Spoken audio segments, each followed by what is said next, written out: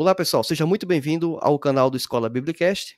Temos o prazer e a honra de receber hoje para conversarmos conosco sobre a lição bíblica desse trimestre que estamos iniciando na CPAD, o comentarista da própria lição bíblica, o pastor Douglas Batista. E é uma satisfação receber ele e poder colaborar conosco. E quero fazer uma rápida apresentação antes de passar para ele dar as suas saudações iniciais, até porque isso é muito importante na lição de hoje, na conversa que vamos ter, porque vai mostrar um pouco também da ideia do argumento de autoridade, que é uma coisa que o pessoal também tem discutido e falado sobre quem pode falar e quem não pode falar, né? O pastor Douglas Batista é doutor em Teologia Sistemática, mestre em Teologia do Novo Testamento pela FTCB, mestre em Ciências das Religiões pela Faculdade Unida de Vitória, pós-graduado em Docência do Ensino Superior pela FACEM, licenciado em Educação Religiosa pela FACEM também e Filosofia pela SESB. É também pastor-presidente da Assembleia de Deus Missão do Distrito Federal, presidente da Associação Brasileira de Teologia Cristã Evangélica, do Conselho de Educação e Cultura da CGADB e da Ordem dos Capelães Evangélicos do Brasil. E segundo vice-presidente da Convenção dos Ministros Evangélicos das ADEs de Brasília e Goiás, além de diretor-geral do Instituto Brasileiro de Teologia e Ciências Humanas. Então, assim, essas são as breves credenciais do nosso pastor Douglas Batista. Pastor, muito obrigado pela sua presença aqui conosco, para poder colaborar. E suas saudações iniciais, por favor. A A paz do paz do Senhor. Senhor, querido, é um prazer, uma satisfação muito grande participar deste programa. Uma saudação especial a todos os irmãos que estarão nos acompanhando. É, para mim, uma honra, um privilégio poder transmitir algo da nossa lição bíblica desse próximo trimestre. Perfeito, pastor. Muito obrigado. Para quem está chegando aqui, talvez pela primeira vez no canal, a gente vai fazer um formato talvez um pouco distinto de outros ambientes. Aqui não vai ser um resumo das lições bíblicas, vai ser um bate-papo com algumas perguntas que eu acho que são muito pertinentes sobre a temática do trimestre e que, de alguma forma, o pastor, por ter estudado, se aprofundado sobre essa temática, vai aí trazer com as respostas muitos subsídios para os professores da Escola Bíblica Dominical ao longo desse trimestre. Até porque o título da lição desse trimestre específico é A Igreja de Cristo e o Império do Mal. A pergunta 1, pastor, que temos aqui um breve roteiro para a gente poder ser bem sucinto, é: em suas pesquisas para escrever o livro da lição bíblica e também, consequentemente, a própria lição bíblica, existe alguma interpretação particular do que o senhor observou para a teologia pentecostal na temática da nossa lição em relação ao que é visto em outras denominações cristãs, por exemplo, a Igreja Católica? Se tiver e tiver alguma coisa que você acha interessante mencionar especificamente, acho que é um ponto bastante Ok. pertinente. Bem, de fato, nas pesquisas realizadas, nós encontramos material didático que difere do posicionamento das Assembleias de Deus. E é importante também destacar aqui que a fundamentação das lições bíblicas, como diz o próprio nome, é essencialmente a palavra de Deus, as Escrituras Sagradas, e também a nossa declaração de fé. A declaração de fé das Assembleias de Deus é o documento oficial da nossa instituição, da nossa denominação.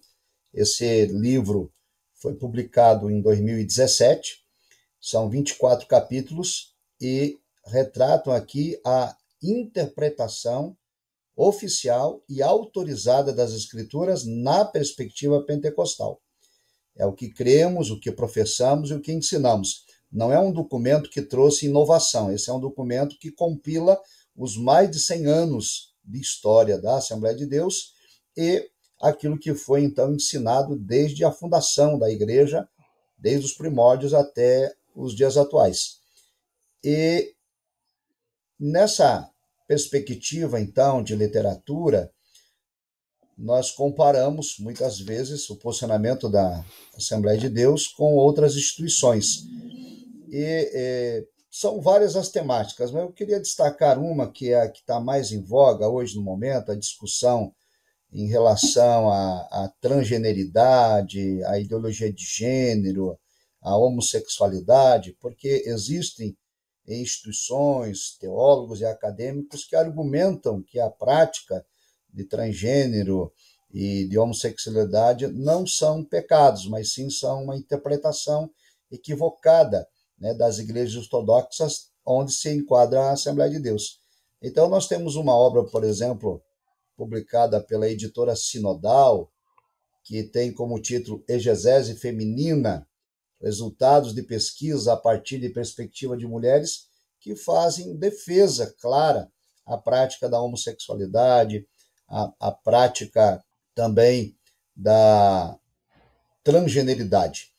E não apenas esse documento, né? Existem vários outros, por exemplo, a Igreja Católica trabalha com a ideia da teologia da libertação, trazendo um viés marxista e socialista para a fé cristã, desconstruindo o conceito bíblico de pecado.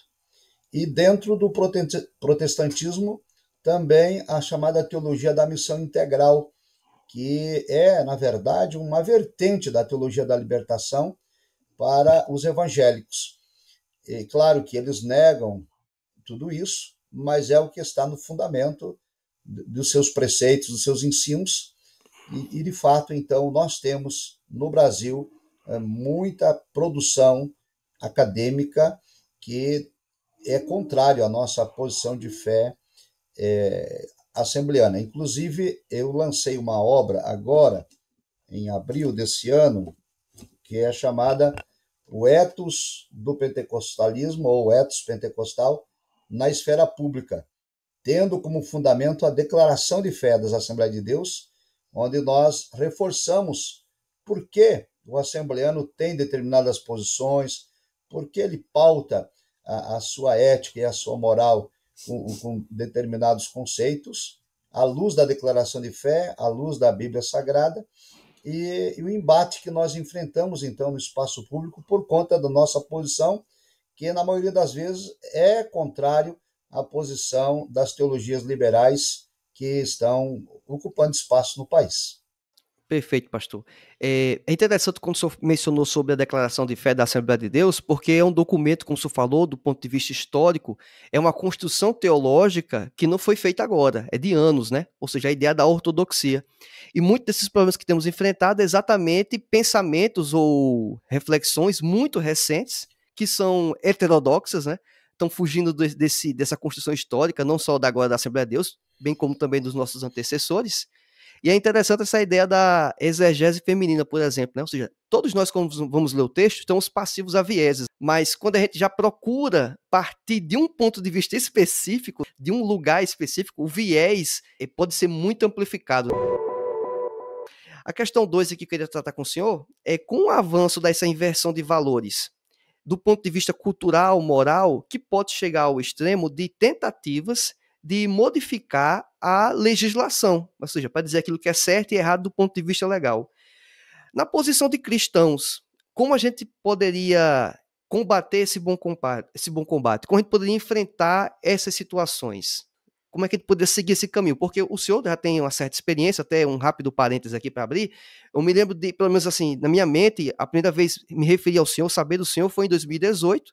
Estava acompanhando em portais de notícia e vi que o senhor ia fazer a defesa numa audiência pública sobre o aborto, né, contra o aborto, né, a descriminalização do aborto.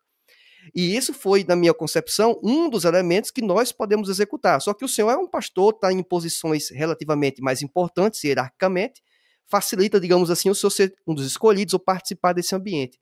Mas a maior parte dos cristãos, em que não estão nessas posições de liderança, já que é absolutamente normal, como a gente poderia trabalhar para fazer esse bom combate, enfrentar essas situações? Certo.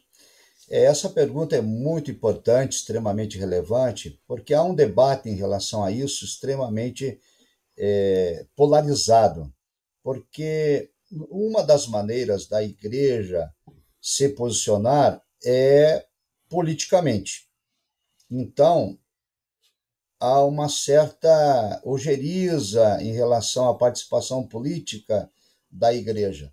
E é claro que nós somos contrários à questão da politicagem, da igreja se transformar em palco eleitoreiro, mas a conscientização política é o que se debate. Conscientizar os cristãos de que, embora nós sejamos cidadãos dos céus, enquanto estivermos aqui nesta terra, também nós temos que exercer a nossa cidadania.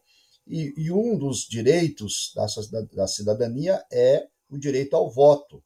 Então, no momento de um cristão dar o seu voto a um representante, porque esse é o modelo adotado pelo Brasil, que é o Estado Democrático de Direito, baseado na representatividade. Nós elegemos pessoas que vão nos representar junto do parlamento, junto do Congresso, ou lá da Câmara Municipal, estadual e a federal. E são esses que vão tomar decisões em relação à lei.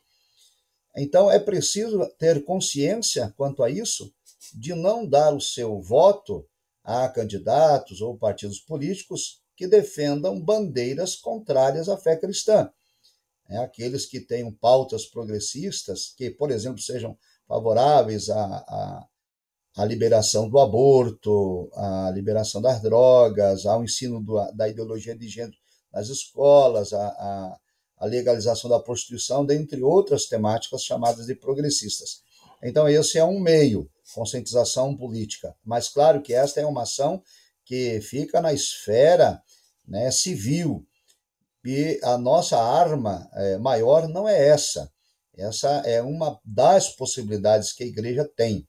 O problema é que, por vezes, falta nas igrejas esta conscientização política, e colocar aos irmãos, à igreja, o seu direito de cidadania, e também lembrar que nós somos embaixadores de Cristo na terra.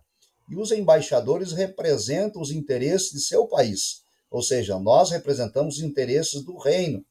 E eu percebi, nas últimas eleições, por exemplo, que nós tivemos muita incoerência na hora das pessoas depositarem o seu voto, porque as pessoas tiveram incoerência, por exemplo, mães que participam de campanhas de oração nas igrejas para que os filhos sejam libertos das drogas, para que as filhas saiam da prostituição e etc., foram às urnas e votaram em candidatos e partidos que defendem exatamente a liberação das drogas e a legalização da prostituição. Então, é uma incoerência, né, na fé cristã. E eu entendo que isso seja uma falha de conscientização política por parte das lideranças dessas igrejas onde isso aconteceu.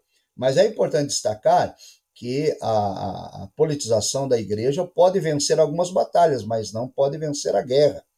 A guerra só é vencida com a armadura de Deus, né, com a oração, com a intercessão, com a vida em santidade e com a defesa da ortodoxia.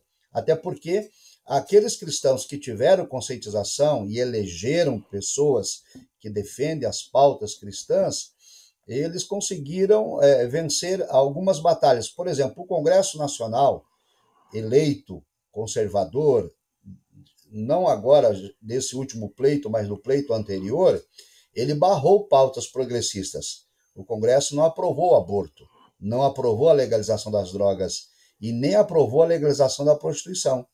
Mas, contudo, partidos políticos defensores dessas pautas judicializaram as causas no STF. E foi por essa razão que nós participamos da audiência pública que o irmão citou em 2018, porque o Congresso Nacional disse que não iria legalizar o aborto. Então, foi uma votação no Congresso Nacional. Partidos políticos contrários a essa decisão judicializaram no STF, e o STF abriu uma audiência pública para ouvir a sociedade civil, o que a sociedade tem a dizer a respeito disso. E foi nesse contexto, então, que eu participei, apresentando a posição das Assembleias de Deus, que é a favor da vida. Porém, desde lá para cá, existe uma militância muito forte pró-aborto no país, e está pautado para o segundo semestre desse ano, pela ministra Rosa Weber, que é a relatora desta ação, a votação deste tema. E, se não houver nenhuma intervenção divina, se não acontecer nada de extraordinário, a probabilidade é de que 90% dos ministros do STF vão votar pela legalização do aborto até o terceiro mês da gravidez, sobre qualquer hipótese. Então, veja, venceu-se uma batalha, né, a nível de conscientização política, colocando na legislatura anterior congressistas conservadores e cristãos. Mas, por outro lado, houve uma ação, militância no Supremo Tribunal Federal, que provavelmente, como disse, se não houver nada em contrário, será aprovada. É claro que isso também é inconstitucional, porque o STF não pode legislar. No entanto, o nosso Supremo vem já de longa data interferindo no Poder Legislativo. Então, o que nós podemos fazer enquanto cristãos diante disso? É a defesa da ortodoxia bíblica. Nós precisamos viver a fé cristã, anunciar o evangelho, evangelizar, ganhar almas para Cristo, para que nós tenhamos pelo menos a graça de arrebatar alguns desta maléfica influência do espírito da Babilônia em nossa sociedade. Estou falando agora, veio à mente um caso interessante, porque a pergunta seguinte seria em torno daquela situação em que, aprovando-se as medidas contrárias a esses valores cristãos, por exemplo, levando em conta a questão do aborto, o que a igreja poderia fazer, né, a comunidade cristã, após essa situação? Porque a gente está falando da possibilidade, depois que acontece. E aí veio à minha mente, nos Estados Unidos, ano passado, a Suprema Corte reconsiderou a situação quanto à liberação do aborto praticamente de forma irrestrita, que era para o país inteiro. Delegou para cada estado dizer o que pode ser feito contra aborto ou não, né? Alguns estados estão em um ambiente de praticamente eliminar a possibilidade do aborto. E, inclusive, eu vi reportagem chamando o governador de ultraconservador, porque ele estava querendo limitar até a sexta semana. Se ouviu o coração da criança nos exames da ultrassonografia, lá que ouve o coração, não poderia mais fazer o aborto, né? Já outros estados vão manter da forma que praticamente está. Quase tudo pode ser feito quanto ao aborto. Mas percebe-se que em um ambiente que tinha sido relativamente permitido isso, voltaram, né? Deram um passo atrás a favor da vida, no caso, né? Um passo, inclusive, na verdade, para frente, né? E aí, pergunta para o senhor nesse sentido agora. Vamos supor, considerando que aconteça isso, infelizmente. O que é que a igreja, além, obviamente, dos aspectos espirituais, né? Da gente poder apresentar a ortodoxia, tentar convencer dentro do nosso alcance possível, o que é que a igreja pode fazer diante disso? Como sociedade civil, talvez, né? Certo. Como sociedade civil, a igreja poderia fazer pressão no parlamento para que o parlamento pudesse reverter isto. Porém, como já citado, o ativismo judicial no Brasil é extremamente forte e isso já foi feito no passado, ou seja, o povo elegeu congressistas conservadores que não aprovaram o aborto. Mas aí a pauta foi judicializada e o STF, provavelmente, como disse, vai aprovar. Agora, uma outra pressão para que o Congresso Nacional se posicionasse a fim de não aceitar essa decisão, a fim de que o Congresso Nacional tomasse o seu lugar, né, de não aceitar que o STF legislasse, porém, isso só pode ser feito no âmbito do Senado Federal. E nós sabemos que, lamentavelmente, há muitos senadores que respondem processo no Supremo Tribunal Federal e muitos deles estão amordaçados, então eles não querem se posicionar contra as decisões do STF. E nós não estamos Supremo. aqui pregando, em hipótese alguma, rebelião a uma instituição democrática. Nós estamos dizendo que a legislação não está sendo cumprida. Então, se o STF interfere no Poder Legislativo fazendo leis que não é o seu papel, o Congresso não deveria ceder a isso, mas não é o que acontece.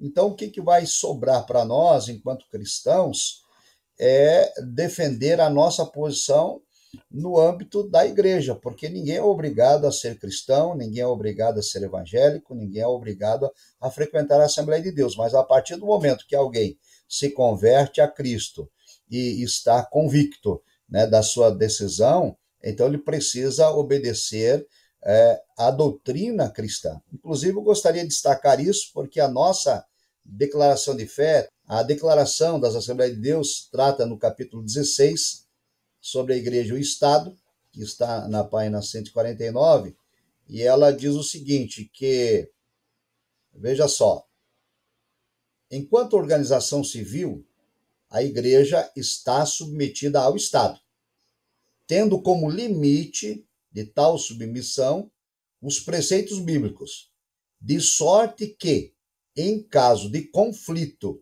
entre as normas emanadas do Estado e a Bíblia, a Bíblia Sagrada, prevalece sobre aquelas. E há uma citação do texto, Atos 5:29. Mais importa obedecer a Deus do que aos homens. Então, esse é um posicionamento claro das Assembleias de Deus, de que o que vai prevalecer para nós é o que está na palavra de Deus. Embora o Estado decida que o aborto está liberado, nós vamos continuar pregando contra a prática do aborto, porque o aborto é pecado, é violação do sexto mandamento, que diz não matarás, e a igreja não pode ceder à imposição do Estado que pretende, né, por meio do espírito da Babilônia, inverter os valores cristãos. Uma boa exposição e deixa bem claro esse aspecto. A próxima questão, pastor, é em relação a exatamente por talvez defender valores como esses que o senhor acabou de expor, o senhor está, por exemplo, no mínimo, se arriscando perante alguns grupos sociais, ou seja, de não ser bem visto, não ser bem recebido, até mesmo receber adjetivos que tendem a ser geralmente não muito bons, né? Mal empregados, obviamente. A partir disso, e às vezes até usam isso como argumento para desqualificar o senhor, pastores, líderes, do debate público. Como você só pode falar isso lá no seu ambiente, no seu quartinho, na sua igreja. Fora, você não pode falar porque não tem nada a ver. Aqui é religião e aqui é Estado. Aqui é religião e aqui é academia. Querendo separar, né, colocar os quadrados e cada um no seu lugar, e que quem está no ambiente religioso, principalmente, não vai ter esse lugar de fala. Aí eu pergunto a questão mais pessoal, se eu quiser poder expor um caso pessoal ou de algum relato de pastor que tenha sofrido perseguição exatamente por defender posturas semelhantes a esta, que são valores bíblicos, ortodoxos, mas que, infelizmente, estão, de acordo com a agenda mais progressista, estão sendo considerados ultrapassados, quadrados, É, ultraconservadores. exatamente. Infelizmente, nós vivemos essa chamada cultura do cancelamento, né? Que é uma tentativa de macular a reputação de quem se posiciona contrário ao sistema que está sendo imposto. Aliado a isso, nós temos ainda a construção de narrativas, em que a grande mídia, inclusive, faz parte disso, em que se pretende vender, né, uma verdade que não se atém aos fatos, mas que passa uma falácia a fim de que as pessoas sejam ludibriadas, e o patrulhamento ideológico. O patrulhamento ideológico também trabalha junto, de mãos dadas com a cultura de cancelamento. De modo que, quando você se posiciona contra determinado pensamento progressista, você é acusado de termos pejorativos, como fundamentalista, retrógrado, preconceituoso, homofóbico, dentre outras acusações.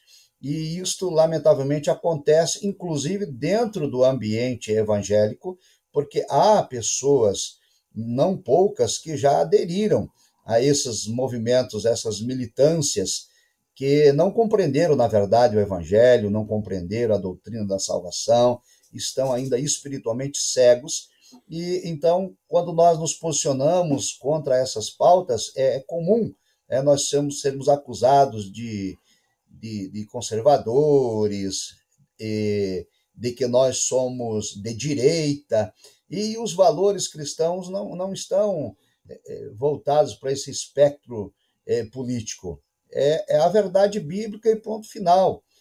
E até agora, nessas lições bíblicas, né, que estão tratando sobre essa temática, certamente haverá retaliação, né, tanto das pessoas militantes destas causas, fora do ambiente da igreja, como alguns internamente, né, que serão confrontados com as suas posições e não vão gostar. Vão reagir negativamente, fazendo esse tipo de trabalho muito comum dos ímpios, que é a cultura de cancelamento, que é o patrulhamento ideológico. Quando, por exemplo, nós participamos lá da audiência pública do aborto, em 2018, foi necessário, depois da audiência, infelizmente eu tive que cancelar à época, né, meu Instagram, meu Facebook, porque sofri ali uma série de ataques do pessoal militante pró-aborto, de movimentos LGBT, né, fazendo toda sorte de xingamentos, de palavrões, ameaças de morte, xingando a minha família, postando ali sites e imagens pornográficas, enfim, né? Foi essa cultura aí de cancelamento, de patrulhamento ideológico. E aí, passado um período, aí, uns 6 meses depois, nós retomamos novamente as redes sociais, mas sempre tem, né? Sempre tem esses ataques, aí tem um pessoal que administra e fica lá deletando, né, as Meu acusações. Deus. E temos também uma questão que é importante destacar de uma pessoa muito conhecida no Brasil, que é a Ana Paula Valadão, do grupo Diante do Trono.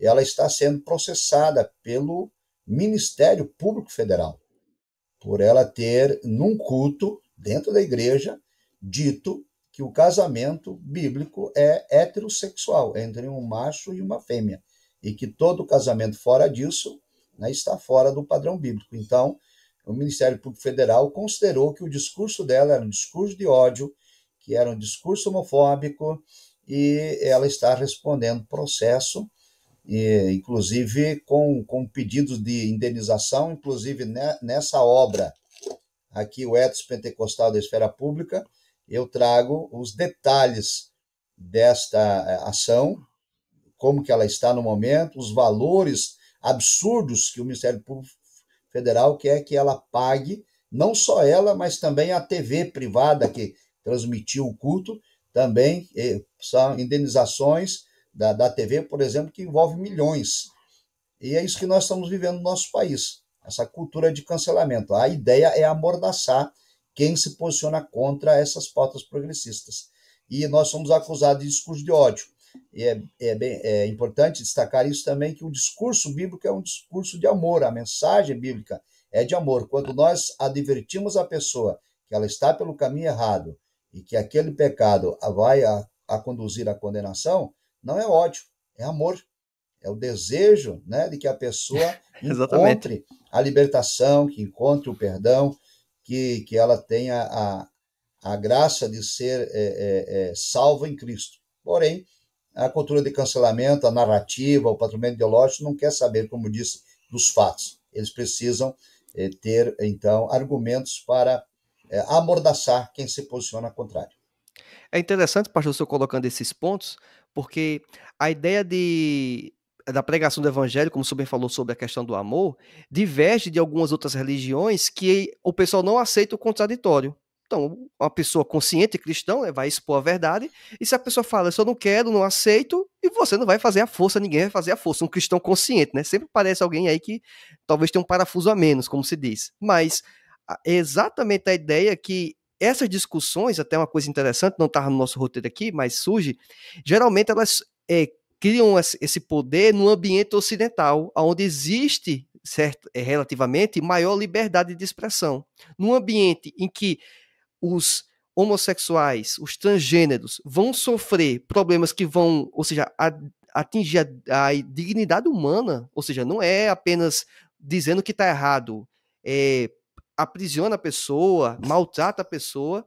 Nesses ambientes, a gente não vê esse tipo de movimento e engajamento, porque lá, infelizmente, no caso, a retaliação é muito grande. Já que no nosso ambiente, em que temos maior liberdade, essa liberdade permite que, em alguns momentos, esses grupos extrapolem, façam exatamente esse patrulhamento ideológico, como o senhor falou. Aí, um rápido parêntese aqui abrindo, que a pergunta seguinte é exatamente a questão do apoio que os irmãos, a comunidade, podem empregar em favor dessas pessoas que estão passando por situações como essa, como a Ana Paula Valadão. O senhor, por exemplo, eu assisti aquela audiência pública online, ao vivo, né? Estava assistindo pela manhã, acompanhei aquela audiência pública, mas assim, eu não fiquei sabendo depois desse relato, né, que o senhor teve, esses problemas, ou seja, algo muito sério e grave. E fazendo um rápido paralelo aqui, está acontecendo esse patrulhamento ideológico, por exemplo, com um humorista. E aí o que acontece exatamente o que o senhor falou. Tem um humorista que aprova o patrulhamento em cima de outro humorista. Aí aconteceu também com hosts de podcasts conhecidos no Brasil. Outros hosts de podcasts apoiando o patrulhamento contra o host do podcast lá que talvez falou uma frase infeliz ou foi mal colocada. Pensando isso, já está acontecendo relatos, inclusive com nossos pastores. E aí, infelizmente, às vezes por ter racha, divisão, o pessoal começa a dizer, não, mas isso aqui foi com outra pessoa, isso aqui não foi comigo, isso aqui foi na Igreja Batista, não foi na Assembleia de Deus, isso aqui foi o pastor lá de Brasília, não foi o pastor do Rio Grande do Norte. Então, assim, até que ponto nós, como igreja, como comunidade, ou seja, igreja no ambiente até mais amplo, a gente pode fazer para apoiar essas pessoas que estão colocando, de certa forma, a cara a tapa? Como o senhor, como comentarista da tradição bíblica, gravando esse vídeo aqui comigo, de certa forma, o senhor está se expondo e assumindo o que, é que a igreja pode fazer para basicamente apoiar, né? Não sei o que pode ser feito, assim, nem sei se tem resposta para o que eu estou lhe perguntando, mas é uma coisa que é a igreja, a comunidade, né? Uma pessoa que está lá no seu bairro, na sua cidade, às vezes fala para um amigo ou outro, não tem, digamos, a visibilidade como o senhor tem, por exemplo, ou outras pessoas, até eu, de certa forma, né? Então, é uma coisa que a gente deveria pensar a respeito, né? Exatamente. Essa é uma situação que, na minha opinião, muito pessoal, ela vai se agravar nos próximos anos por conta desta militância muito aguerrida das temáticas progressistas. E me preocupa isso porque o próprio Cristo disse que os filhos das trevas, né, eles são mais perspicazes do que os filhos da luz. E isso é um fato, né? As temáticas progressistas, elas se unem e os filhos da luz muitas vezes estão desunidos por conta dessas divisões denominacionais que nós temos. Aqui mesmo em Brasília, num evento que ocorreu, um pastor também ministrou contra a prática da homossexualidade e o Ministério Público daqui, do Distrito Federal, entrou com uma ação também com essa mesma narrativa de discurso de ódio e determinou que a igreja, detentora do canal do YouTube, retirasse o vídeo sobre pena de multa diária de R$ 50.000 e a juíza aqui do TJDF que emitiu a decisão, ela disse simplesmente que a interpretação da Assembleia de Deus, do pastor que ministrou, está equivocada. Olha, que a homossexualidade não é pecado. Eu tô até de É um rir um negócio negócio desse. inacreditável. Né? A interferência de uma juíza tentando ensinar a hermenêutica bíblica para os pastores, para a igreja, é o fim da picada. Então, diante disso, algumas instituições se posicionaram. Por exemplo, a Abrajuc, né, que é a Associação Brasileira de Juristas Evangélicos, emitiu uma nota de repúdio à decisão dessa juíza. O IBDR, que é o Instituto Brasileiro de Direito e Religião, também emitiu uma nota de repúdio em relação a isso.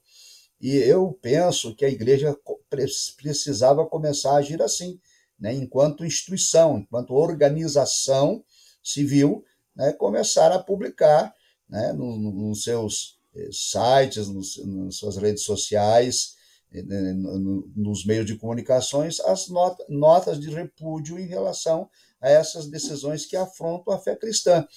E como o senhor disse, em outros países, os militantes desta área, eles não se atrevem a erguer a voz porque lá, de fato, existe crime e violência contra eles. São mortos, são assassinados. Não é o caso do Brasil. E o Brasil, nós sabemos que os números, inclusive eu coloco isso no livro, os números de pessoas mortas por homofobia são mínimos, mas a mídia vende que nós somos recorde e tal, e não é verdade. A maior parte das vezes, né, o crime que ocorre entre pessoas homossexuais é entre parceiros, é entre eles próprios, não são os héteros que estão cometendo. É claro que existe, mas não é na proporção que tem.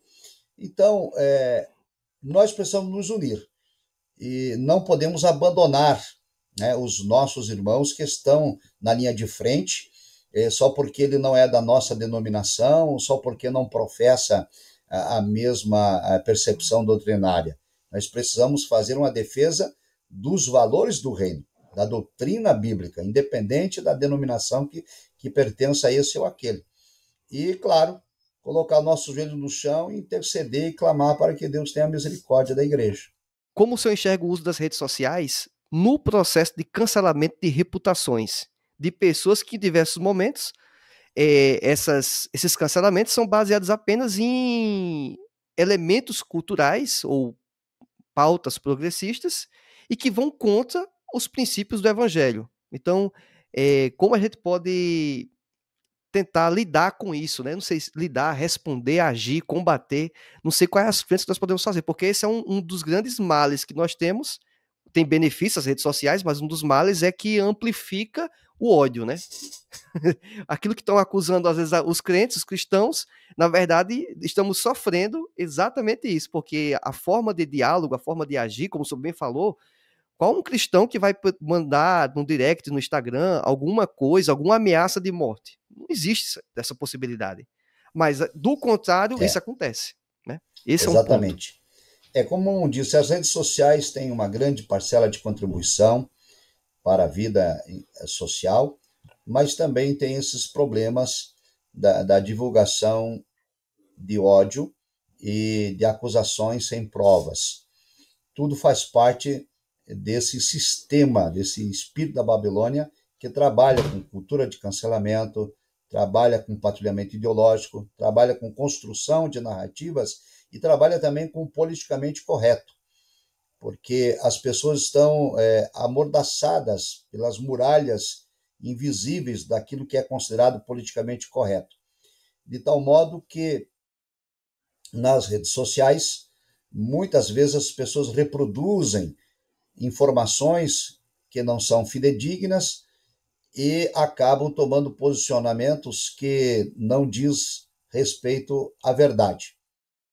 E desse modo, nós os cristãos, na minha opinião particular, não precisamos entrar nesse debate de polarização. Toda vez que eu recebo xingamento no Facebook, nas redes sociais, no Instagram, por conta da minha posição bíblica e ortodoxa, o que os administradores fazem é simplesmente deletar. Porque entrar ali, começar um debate, uma discussão, isso não vai convencer a pessoa que está ali propositalmente para lhe atingir e pode gerar mais constrangimentos ainda do que simplesmente ignorar. Agora, claro, eu me refiro àqueles ataques que são desferidos de modo pessoal à sua página, ao seu canal. Mas quando há acusações genéricas, inverdades contra a Escritura, contra a Palavra de Deus, contra a Igreja, é preciso que tenha uma resposta oficial, né, de quem administra a página, mas não esse debate. Uma nota, né, de esclarecimento, Sim. de repúdio e sem entrar em debates. Na minha opinião, é o melhor caminho, Entendi. porque as pessoas estão ali interessadas em criar polêmica. E quanto mais ibope você der à pessoa que busca, né, essa polêmica, melhor para ela. Então, na minha opinião, a melhor saída para isso é ignorar. Né? Faz o esclarecimento que é necessário ser feito, não para aquela pessoa, mas para os outros, né, que podem ficar em dúvida em relação àquela acusação, e ponto final. É o que eu penso. E pegando um link desse ponto que acabamos de falar e trazendo um outro tema que também foi bastante debatido, não sei até que ponto o senhor teve acesso a documentos ou o próprio projeto do chamado PL da censura, outros chamavam de PL das fake news, mas é o PL 2360, se eu não estiver enganado. Até que ponto, eventualmente, caso o senhor tenha tido acesso, isso poderia eventualmente, ou até de fato, diretamente, poderia comprometer a liberdade de expressão e, consequentemente, ou até mesmo a liberdade religiosa, a liberdade de a gente expressar a nossa fé. Porque esse foi um temor que muita gente teve, e até onde eu acompanhei particularmente, também vi riscos nisso. Mas eu não sei até que ponto, qual a sua opinião, se é divergente, se é coerente, se viu exagero. Não sei o que é que o senhor pode falar, porque, assim, do ponto de vista de cosmovisão bíblica, a gente parte da ideia que a pessoa tem um livre-arbítrio e vai ser responsável pelos atos dela. Então, lógico que escolhas individuais, a pessoa vai ter a liberdade de escolher. Algumas que atingem a dignidade de outra pessoa, e em vários países do mundo afora, a pessoa vai ser acionada judicialmente, vai ser presa, vai ser condenada. A gente não está falando em quesitos como esse. mas quando tenta impedir a sua exposição, como você até falou agora há pouco, um relato jurídico, em que um juiz determina como o pastor deve ler a Bíblia, como deve interpretar a Bíblia.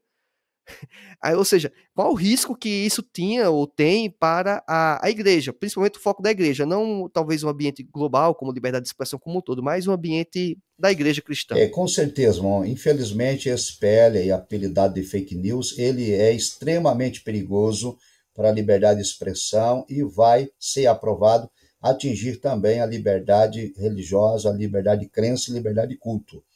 E é possível que esse projeto não seja aprovado pelo Congresso Nacional, porém nós tememos a judicialização, novamente, né? Porque o STF está interessadíssimo na aprovação do PL da fake news. Inclusive, ministros do STF, né, enfim, é um negócio inacreditável, né? Interferindo, né, naquilo que eles não podem fazer, estão atuando nos bastidores para que o PL seja aprovado. Entendo.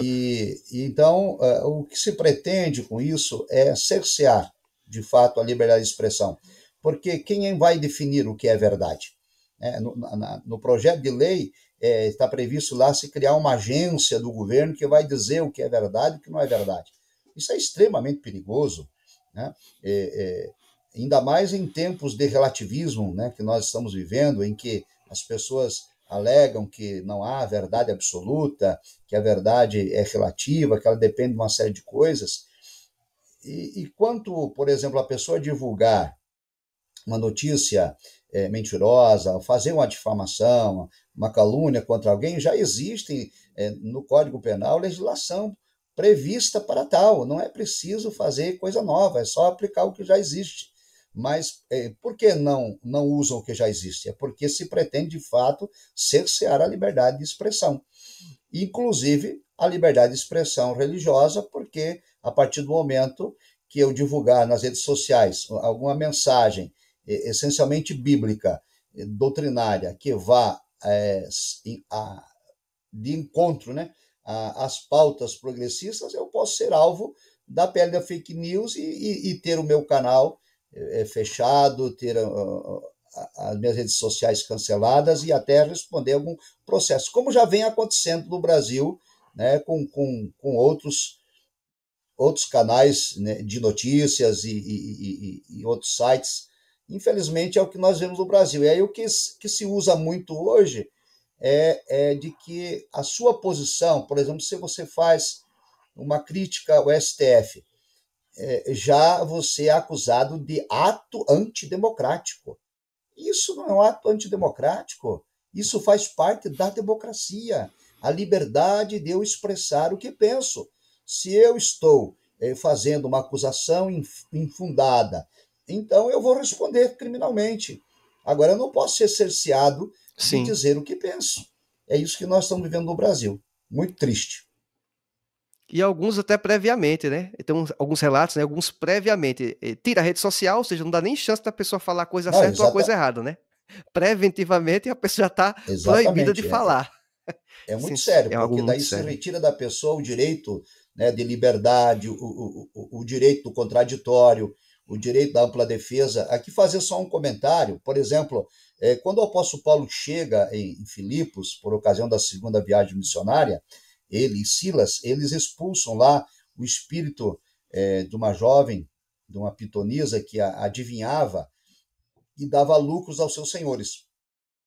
Paulo e Silas foram levados à praça pública e foram julgados e condenados, foram espancados sob a narrativa de que eles estavam levando a Filipos uma mensagem da qual os romanos não deveriam ouvir. Em nenhum momento eles foram acusados do verdadeiro motivo pelo qual eles foram levados em praça pública. O verdadeiro motivo é porque expulsaram o demônio da jovem. Mas a narrativa apresentada foi de que eles estavam contrariando a lei romana, ensinando, né, doutrinas das quais os romanos não deveriam ser ensinados.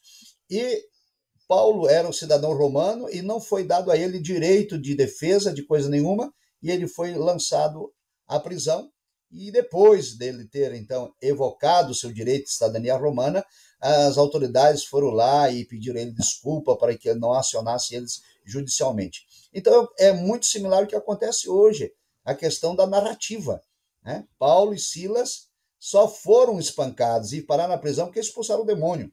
Eles não estavam promovendo nenhum ato antidemocrático, entre aspas, porque naquela época nem democracia era. Mas é o que acontece no Brasil. Então, a minha fala, né, aqui com o irmão sobre as posições do STF, como, por exemplo, que o Congresso Nacional deveria, né, tomar sua posição e dizer ao STF, cada um no seu quadrado, né, nós não vamos aceitar tal decisão, porque não cabe a vocês, né, essa decisão cabe ao Legislativo, essa simples opinião pode ser enquadrada como ato antidemocrático. Lamentavelmente, é isso que nós vemos no Brasil. E nenhum cristão deseja, né, que seja fechado o Congresso, que seja fechado o STF. Ao contrário, nós só queremos que essas instituições cumpram o seu papel constitucional. Só isso. Sim, exatamente. Perfeito. A ideia de pesos e contrapesos, né? O legislativo, de alguma forma, tem certo poder sobre o Supremo. E o Supremo, de certa forma, tem um certo poder sobre o legislativo, né? E o legislativo cria as leis para o executivo executar. Então, assim, cada um no seu quadrado daria muito mais certo, né? Pastor, partindo dessa questão exatamente do discurso da pauta ideológica, progressista, partindo da ideia de também intervenções até mesmo do próprio Supremo Tribunal Federal ou outros órgãos que têm o poder de prender, de cercear a liberdade, de punir, de reter salário, coisas nesse sentido.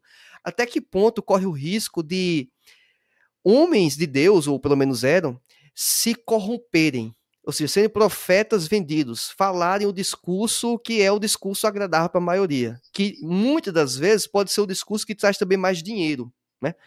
Também talvez até tenha um benefício não só de popularidade, de fama, mas até econômico, porque aí você vai ter mais visibilidade, principalmente, inclusive, até na própria grande mídia. Até que ponto a gente pode tentar combater ou evitar, ou os cuidados que nós temos, como deveríamos ter como cristão, para a gente não se vender ao sistema, porque é convidativo, né? Você mudar o discurso rapidamente em virtude de quem está no poder do plantão ou quem tem a caneta que pode lhe prejudicar ou não. Infelizmente, esse sistema aí da Babilônia, esse espírito babilônico, ele trabalha nessa área aí do suborno, né? Nessa área de propinas, e, lamentavelmente, falsos profetas, falsos doutores, falsos ministros acabam cedendo, como já aconteceu em tempos passados e, inclusive, no próprio Colégio Apostólico de Cristo, né? Judas Iscariotes se vendeu às autoridades constituídas e entregou a Cristo por 30 moedas de prata. Foi, né, subornado pelo vil metal. E, então, é preciso deixar claro que, se isso aconteceu no Colegiado Apostólico de Cristo, vai acontecer também no nosso tempo com alguns que se intitulam ministros do Evangelho. E temos indícios, inclusive, de que parlamentares eleitos pelo povo de Deus para defender as pautas cristãs chegam no parlamento e acabam sendo subornados e começam a votar as pautas contrárias à fé cristã, por uma série de ofertas, por um cargo para colocar um amigo, um parente numa posição, num cargo estatal, até mesmo em algum ministério, ou por uma liberação de verba maior lá para o seu município ou para o seu estado, e a fim de que ele possa manter o seu reduto eleitoral, acabam se vendendo. E isso é muito triste, nos traz muita inquietação e até indignação.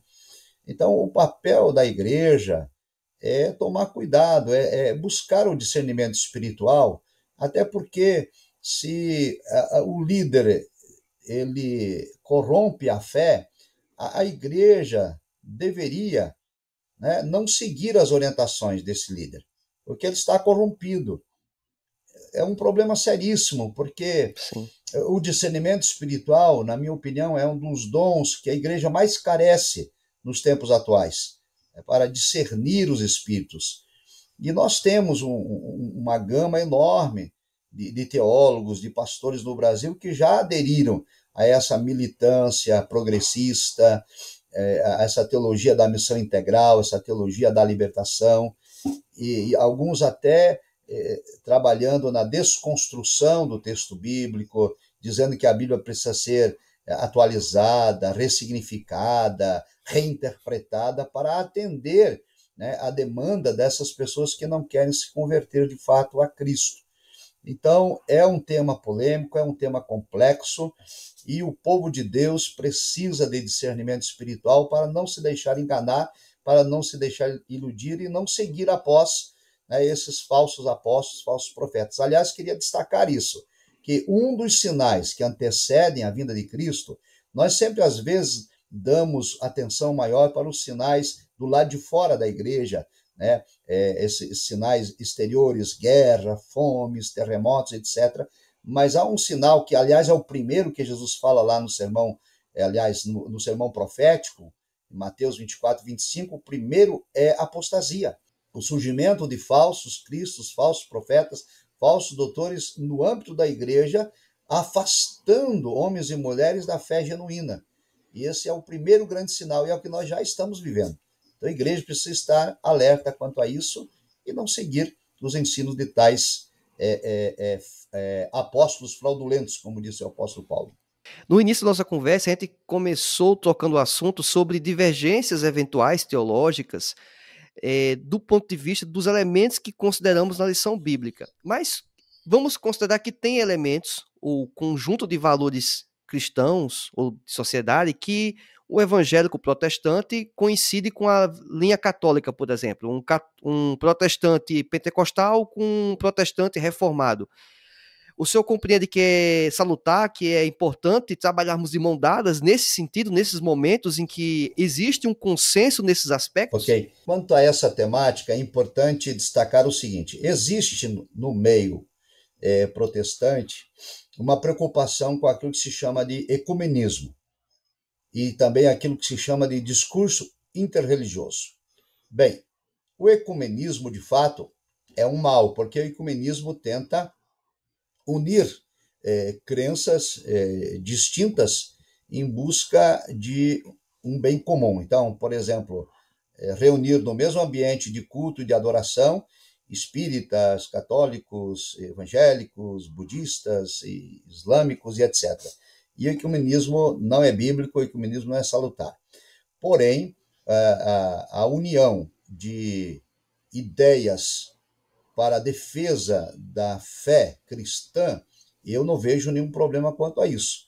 Por exemplo, quando houve a audiência pública do ensino religioso, a audiência pública do aborto foi a que o povo tomou conhecimento porque a mídia estava em cima e transmitiu, mas teve também a do ensino religioso, da qual participei também representando a Assembleia de Deus, em que havia uma ação no STF para questionar o ensino religioso no espaço público, questionar o ensino religioso na escola pública. É importante destacar que na Constituição brasileira, por incrível que pareça, a única disciplina prevista de oferta obrigatória é o ensino religioso. Não, né? Aí é interessante isso, né? Porque a grande mídia grita, né? O Estado é laico, não pode haver, né, manifestação da fé no espaço público. E isso é uma falácia, uma narrativa construída pela grande mídia. Inclusive, quero destacar que nessa obra, aliás, essa obra aqui, no Ethos Pentecostal na Esfera Pública, ele trata de valores cristãos, política e as suas relações com o Estado Democrático de Direito à luz da Declaração de Fé Assembleana. E é um capítulo inteiro tratando sobre a laicidade do Estado brasileiro, que não é esse vendido pela mídia. O Estado laico no Brasil, segundo o inciso 1, artigo 19 da Constituição, ele colabora com a religião. Ele é laico, a religião não interfere no Estado, o Estado não interfere na religião, mas há cooperação mútua de interesse comum, previsto na nossa Constituição. Sim. E esse livro aqui é o resultado do meu segundo doutorado em teologia, fiz um doutorado em teologia prática, essa aqui é a tese desse doutorado que a CPAD decidiu transformar em livro, porque é um tema bem atual, né, que trata sobre essa temática do Estado laico, a participação da fé no espaço público, a judicialização no STF de pautas e de interesses da igreja, como aborto, ideologia de gênero, etc., etc., a atuação dos nossos parlamentares congressistas na defesa dos nossos valores, a tentativa, inclusive, do TSE, o Tribunal Superior Eleitoral, por meio do ministro Fachin, tentou impedir que candidatos evangélicos pudessem pleitear cargos no Poder Legislativo, criando a hipótese do abuso do poder religioso. A proposta dele era impedir isso e caçar o mandato de quem tinha sido eleito pelas igrejas. E eu trago isso tudo aqui no livro, para quem tiver interesse de saber os detalhes. Não prevaleceu a tese, mas houve a tentativa. Então, nesse aspecto, da participação da fé no espaço público, no Congresso Nacional existe a Frente Parlamentar Evangélica e a Frente Parlamentar Católica, e também tem a Frente Parlamentar da Família. E eles atuam em conjunto em pautas que são comuns, porque a Igreja Católica também é contrária à prática do aborto. A Igreja Católica também é contrária à retirada do ensino religioso do espaço público, e também é contrária à liberalização das drogas. Então, por que não unir a força do voto, né, numa pauta em comum para derrubar a imposição dessas pautas progressistas? Eu, particularmente, não vejo nenhum problema. Eu não vejo ecumenismo nisso. Isso não é ecumenismo. Nós não estamos abrindo mão de nossas doutrinas para convergir, né, numa religião que não seja cristã. Nós estamos, ao contrário, em pautas comuns, defendendo a fé cristã. Então, como dizia lá, na audiência pública do ensino religioso, por incrível que pareça, as únicas denominações que defenderam a permanência do ensino religioso no espaço público foi a Igreja Católica e a Assembleia de Deus. Todas as demais denominações que lá estiveram foram contra. A Igreja Metodista foi contra, a Igreja Presbiteriana foi contra, a Igreja Metodista foi contra, os budistas foram contra, e assim, é só entrar no site do STF lá e procurar audiência pública de ensino religioso, vai estar lá a posição, né, das igrejas. Só a Assembleia de Deus e a Igreja Católica foram a favor da manutenção do ensino religioso no espaço público, e os ministros votaram 5 votos pela permanência, 5 votos para a retirada ou para a mudança, né, do ensino religioso, e aí ficou, então, o voto para a presidente da Suprema Corte à época, que era a ministra Carmen Lúcia, e ela deu o voto Minerva, então, concordando com a posição da Igreja Assembleia de Deus e a Igreja Católica.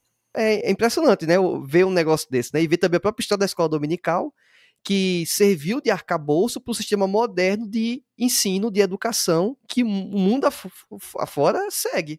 Né? É interessante, né? Que levou em conta o conhecimento religioso e o conhecimento acadêmico, matemática, a língua do país específico. Então, muito interessante, e a pastor, partir essa sua disso, colocação. fazer aqui um adendo, a Convenção Geral das Assembleias de Deus no Brasil, então, preocupado com esse doutrinamento na escola pública, criou o que se chama Rede Assembleana de Ensino, que é uma pessoa jurídica, foi criada em 2019 pela Convenção Geral, e eu, graças a Deus, participo desse projeto como um dos coordenadores, e na vice-presidência da Rede Assembleana de Ensino, cuja proposta é implantar, né, um sistema de ensino de cosmovisão cristã e, desse modo, dar apoio às igrejas que queiram criar os colégios.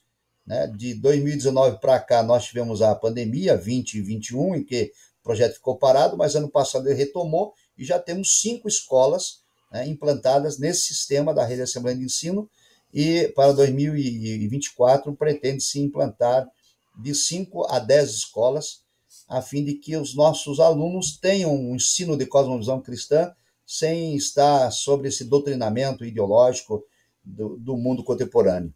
E eu tenho total interesse nisso, né? Total interesse. Tem um menino nisso. É bom colocar numa escola com a linha cristã e que vai respeitar os valores. E isso não é contra a ciência, para deixar claro. Na verdade, não é contra a ciência. É muito a favor da própria ciência. Penúltima pergunta. Do ponto de vista do que fomos absorvemos ao longo desse trimestre, o senhor com o seu material que colaborou na construção de um conhecimento muito vasto, importante para a nossa igreja, quais são os principais elementos, em poucos minutos, né, que o senhor gostaria de ressaltar? Ou seja, é como aquela quando conta uma história para uma criança, eu digo a moral da história, né? Então, não é. De certa forma, o senhor vai estar dando um subsídio que vai apontar os principais direcionamentos que cada professor, aluno que queira se engajar mais no aprendizado, ele deva prestar mais atenção, ter um cuidado maior na observação dos conteúdos e na grande mensagem que essa lição bíblica tenta Certo. transmitir. Eu diria o seguinte, que é preciso deixar claro aos alunos o conceito de espírito da Babilônia, porque a revista não pretende identificar a Babilônia literal, mas sim o simbolismo que isso representa, e espírito da Babilônia representa uma desconstrução dos valores cristãos, uma desconstrução da fé bíblica, um sistema global que deliberadamente faz oposição a Deus e aos valores, né, que estão preconizados nas Escrituras e atua tanto no sistema econômico, cultural, religioso, político, jurídico, nessa desconstrução.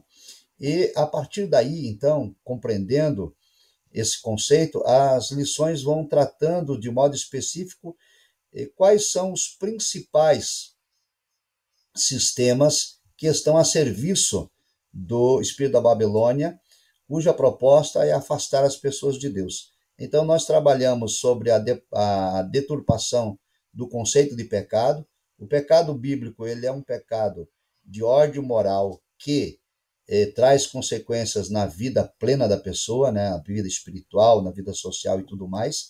E a teologia da libertação, como já citado aqui, a teologia da missão integral, desconstrói essa linha de pecado moral e trabalha com o pecado social, dizendo que o pecado é nada mais do que uma estrutura opressora sobre as pessoas que leva à miséria, ao desemprego, à injustiça social, trazendo o pecado para um viés socialista, né, de cunho marxista. A partir daí se prega, então, que o combate à pobreza, o combate à miséria, à injustiça social é a solução para o pecado, enquanto nós sabemos que não é.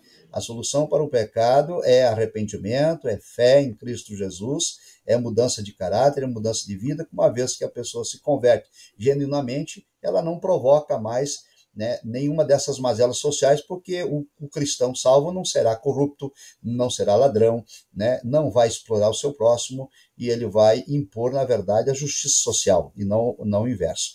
É preciso, então, que isso fique claro, porque a partir dessas ideias, né, do social, do marxismo, muitas pessoas foram cooptadas pelo espírito da Babilônia, né, até nas decisões políticas, de ordem jurídica e tudo mais, as pessoas abriram mão de valor moral para colocar o valor social em primeiro lugar.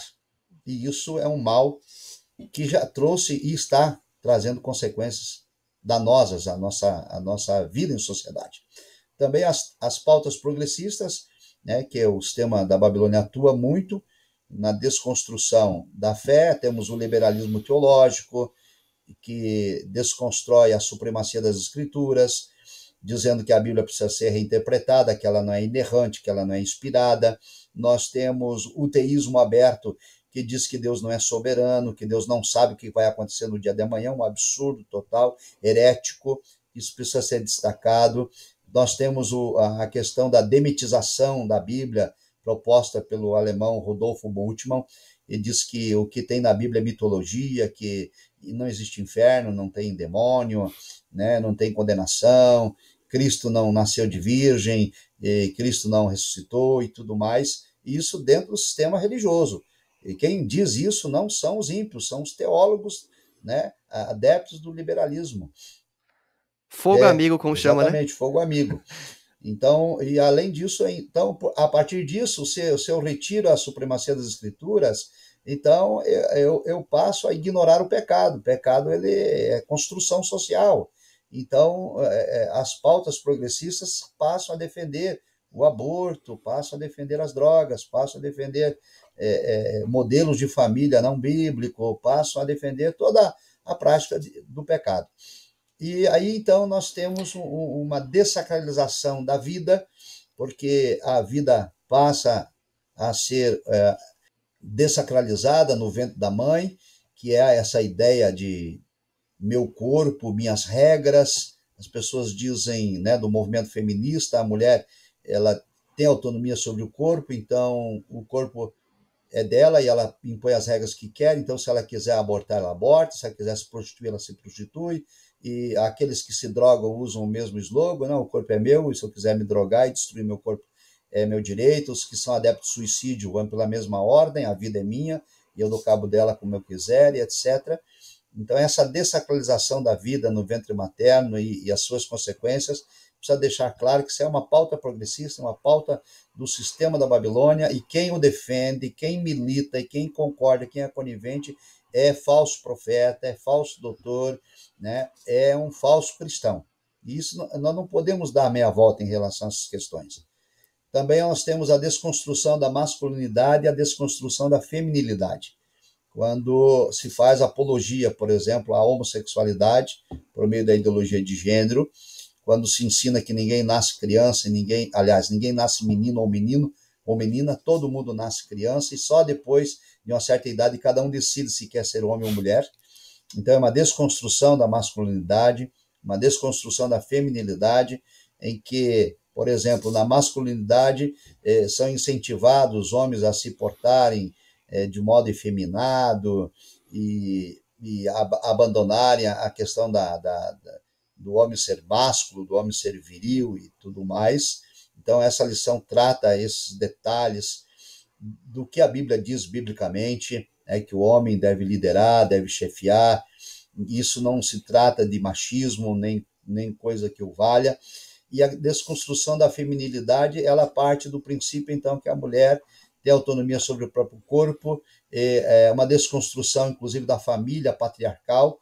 Esse modelo de família patriarcal é um modelo bíblico, onde o homem é o chefe da família, mas aí o marxismo, o socialismo diz que a mulher tem que se libertar dessa estrutura opressora do homem sobre a mulher, né? E a teologia da libertação também vai pela mesma área, e aí há uma desconstrução do modelo de família bíblico, e assim sucessivamente. Inclusive, há uma ideia de que a gravidez deturpa o corpo feminino, então algumas mulheres estão abrindo mão da maternidade, da gestação, né, por uma questão narcisista com o próprio corpo, e aí hoje tem muita mãe de pet, né, pai de pet, mãe de Pai de planta pai de já? planta, mas não quer ser mãe de ser humano, de gente. De gente. E por aí vai. E aí temos depois uma desconstrução, aliás, uma imposição da transgeneridade, né? A questão do transgênero, que é uma pauta bem atual, em que as pessoas alegam ter nascido no corpo errado e que elas querem, então, que isso seja aceito como verdade, porque a mente dela pensa diferente do corpo. Ela diz: eu nasci com o corpo de homem, mas eu penso como mulher, e aí prevalece o que ele pensa na mente, e não o seu sexo anatômico, né, de nascimento, o seu sexo genético. Então eles fazem diferença entre sexo anatômico, gênero e sexualidade. Eles dizem que o gênero não tem nada a ver com o sexo pode ser de homem, mas o gênero pode ser de mulher. E a sexualidade também não tem nada a ver com o sexo anatômico, porque biblicamente sexo, gênero e sexualidade estão intrinsecamente ligados. Deus criou o homem macho e fêmea, e então o homem macho é masculino, a mulher fêmea é feminina. E a sexualidade desses machos e fêmeas é heterossexual, é homem com mulher, mulher com homem, ponto final, isso que diz a Bíblia. Mas a transgeneridade fala em sexualidades no plural, né? Fala no transgênero, no pansexual, no bissexual, que é as pessoas que não se identificam, né, com o gênero do seu sexo de nascimento. E aí, além dessa desconstrução, esse é um ataque ao corpo. A Bíblia diz que o nosso corpo é templo do Espírito Santo, e eles também querem mudar a própria linguagem, né, a própria gramática. Considero que a gramática ela é opressora, é É opressora. machista. Então, vou trocar o ele pelo elu, trocar o todos por todes, bem-vindos por bem-vindes, e assim por diante. Até já na universidade se usa essa linguagem. Outro dia eu vi uma imagem da USP, né, saudando bem-vindes a todos. É uma coisa assim inacreditável, né, de imposição, né, de uma norma para a sociedade. Então, da lição de número 1 até a lição de número 8, trata o conceito do espírito da Babilônia e as principais ações do espírito da Babilônia na sociedade que nós vivemos. E a partir da lição de número 9, trazemos uma apologia da nossa fé. Por exemplo, a lição 9 trata sobre a visão bíblica do corpo. Por que nós santificamos o corpo e somos contrários, então, né, à desconstrução da masculinidade, ao aborto, ao uso de drogas, etc., gênero, ideologia de gênero e tudo mais, e vem trazendo, então, algumas possíveis posições que os cristãos precisam tomar em relação a essas pautas, como a renovação cotidiana do homem interior, né, a convicção espiritual, moral e social da sua vida cristã diante de Deus. Trazemos uma lição mostrando qual é o papel da igreja aqui nesta terra, enquanto, né, a igreja do Deus vivo, a coluna e a firmeza da verdade, a igreja que é a guardiã do evangelho, e finalmente na lição 13, então, mostrando como que nós, que somos cidadãos dos céus, né, pertencemos ao mundo de Deus, devemos viver nesse mundo dos homens. Se levarem em consideração, as lições seguem uma lógica, né, uma ordem cronológica de eventos, que culmina, então, com a lição de número 13, em que nós fazemos uma apologia, uma defesa da nossa fé cristã, dando ciência ao povo de Deus que as lições não têm propósito de trazer nenhum tipo de discurso de ódio a quem quer que seja, de desprezar quem pensa diferente, mas de fazer uma defesa daquilo que cremos, aquilo que professamos e ensinamos, baseado no texto bíblico, que é um direito que nós temos, né, um direito constitucional de liberdade religiosa, de culto, de crença, e também fazer um alerta à igreja para se santificar e aguardar Cristo voltar, porque a ideia dessas lições é alertar o povo de Deus sobre tudo isso que se passa, a igreja tomar seu posicionamento e, como disse Cristo Jesus, quando essas coisas começarem a acontecer, levantar as vossas cabeças, porque a redenção está próxima. É nesse sentido. Exatamente, pastor. O fim vai ser muito positivo, né? Mas nesse processo, e é até uma coisa interessante, porque já vi pessoas argumentando, dizer, mas se isso são os acontecimentos que vão estabelecer, né, antecipam o fim, para que lutar por isso, né? Só que nós somos representantes, como o Sober falou, aqui na Terra, somos embaixadores, e não precisa a minha casa passar por esses problemas. Não precisa a minha congregação passar por esses problemas. Se fosse possível, era melhor que o meu país não fosse o epicentro ou o ambiente em que isso estivesse acontecendo, né? É lógico que, de maneira geral, global, vão ser problemas que, infelizmente, ou felizmente, porque antecipam a volta de Cristo, vão acontecer, mas espero eu que não aconteça, pelo menos com aquelas pessoas mais próximas a mim, com a minha comunidade, com a minha igreja, né? E essa mensagem é algo que vai, assim, pelo menos do ponto de vista, como para a escola dominical, ao longo de alguns anos, talvez marcar uma geração que se estabelecer e entender esse raciocínio pode fazer muita diferença, né? Pastor, e para finalizar, uma pergunta que todo professor gosta, geralmente, é indicação de livros ou materiais que você acha que é pertinente, importante para se aprofundar, além, obviamente, da sua própria obra, a lição bíblica, que inclusive não estou com ela aqui ao lado porque eu estava lendo no Kindle, né, no aplicativo online, mas assim, tem acesso fisicamente, né? Você pode comprar na livraria, na CPAD, nas livrarias geralmente nas cidades maiores também tem lojas da CPAD, livrarias até mesmo seculares, bem como também na Amazon, por exemplo, né, ou seja, lojas online, tem como ter acesso a esses materiais que o senhor tem publicado. E lógico, né, online, livro também é só o que vai ter, né, os e-books. Mas se tiver algum outro material além das suas próprias obras que o senhor queira indicar, queira apresentar para quem quer se aprofundar sobre essas temáticas, ter um estudo mais aprofundado, servir de subsídio, inclusive, para os alunos, né? Então, fique à Ok. vontade. Então, além da obra oficial, né, que é o livro de apoio, editado pela CPAD, que traz cerca de 70% a mais de conteúdo que contém nas lições bíblicas. e pode auxiliar muito o professor. É uma obra que custa relativamente barata, em torno de R$ 20, e você pode comprar na livraria CPAD, ou no site, ou na Amazon, em qualquer site que trabalha com vendas. Essa obra, o Ethos Pentecostal na Esfera Pública, também editado pela CPAD, tem muitas informações que podem auxiliar demais o professor no que diz respeito a essas pautas progressistas. Também aconselho a declaração de fé. Eu cito várias vezes a declaração de fé nas lições bíblicas, principalmente daqueles temas que são mais complexos, mais polêmicos. Hoje nós temos um documento oficial autorizado, que daí o comentarista, para não ser acusado de estar emitindo um posicionamento pessoal, a gente cita, conforme a declaração de fé, isso aqui, ponto final. Aí tem sugestões de algumas obras, né, que os irmãos podem também, que é da própria CBAD. Nós temos esse aqui, O Cristão na Cultura de Hoje, é uma excelente obra, né? Os irmãos podem adquirir, de Charles Onson.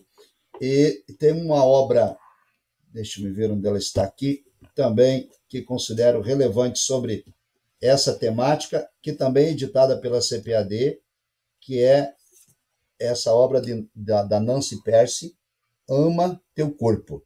Muito boa essa obra. Ela faz uma abordagem, né, dessa militância toda que desconstrói o corpo, apoiando aborto e drogas e tudo mais. É muito bom esse trabalho. E temos uma outra obra aqui, que é da Vida Nova, que é muito boa, A Bíblia e a Prática Homossexual. É editora Vida Nova, de Robert Gagnon. É excelente esse trabalho, é uma defesa hermenêutica das Escrituras. E, além disso, nós temos aqui do Stuart Scott, que é do mundo. Essa publicação, deixa eu só ver aqui a editora, não me lembro, Nutra Publicações, Homem Bíblico, que trata sobre a masculinidade bíblica. E temos uma obra excelente aqui do Wayne Grudem, chamada de Confrontando o Feminismo Evangélico. Ele traz a posição, né, bíblica do feminismo. E, por fim, deixa eu ver mais uma obra aqui, que eu considero... Enquanto você está pegando, é só pensar, o feminismo evangélico, né? Em que nível as coisas vão avançando, né? Tem duas aqui, do Renato Vargens, que é da editora Fiel. Ele tem Masculinidade em Crise, Feminilidade em Crise, Paternidade em Crise. Ele tem uma série, uns 3 ou 4 livros muito bons que tratam sobre essas temáticas, que podem ajudar o professor na administração da sua aula. Basicamente isso.